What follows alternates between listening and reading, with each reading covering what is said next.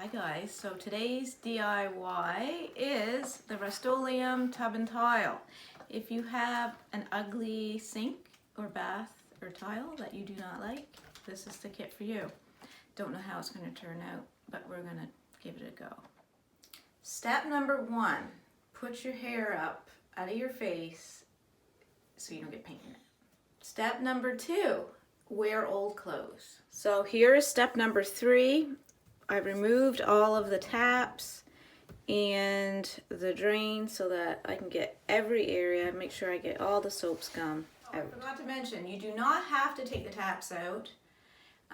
You could tape those, but I took them out not only for a better surface, but so nobody will use the sink. If there's no taps, you're unable to turn the tap on. So I did it for that reason.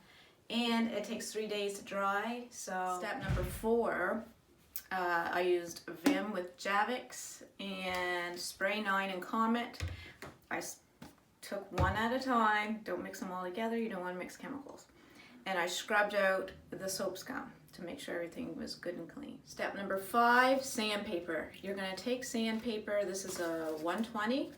And you're just going to go all over the surface so that it adheres better. Step number 6 is your painter's tape. You're going to tape all the areas around the sink that you do not want the epoxy on. So here I am, just doing a light sanding all over. Coarser sandpaper, and I sanded down these cracks so that they were nice and smooth and I no longer felt them. Then I took this microfiber cloth and I wiped up all of the dust because you can't have any dust while using this product. So when I was taping, I also taped down underneath the vanity. I put tape so that no paint would run down. So final touch is the tack cloth. It's a sticky cloth. And I'm just going to go over that to make sure I get every single piece of dust. So in the kit, you get 2 cans, part A and part B. They have to be mixed equally or it will screw everything up. So, and you only have 10 hours to use whatever you mix. So you can either mix all of the cans or just what you need. I'm going to mix it all because I should have it all done today. You're going to stir each one individually after you open. And then you can pour them in together in a container, which I'm using this container.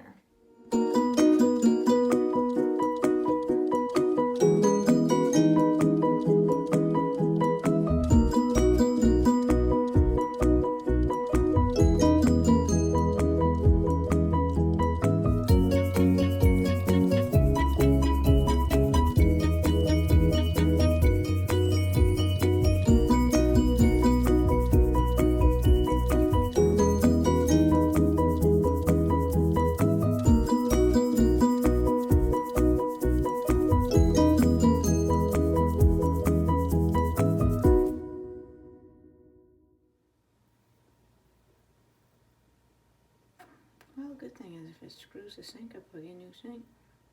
So, I couldn't find the black foam little brushes I had.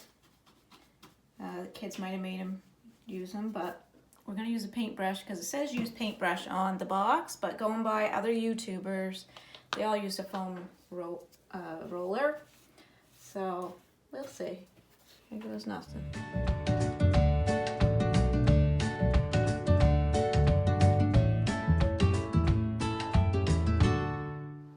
Okay, so I got it done. It took me a while and a few trial and errors. I will share do's and don'ts. Okay, so here is one of the most important tips is use a foam roll for your first coat.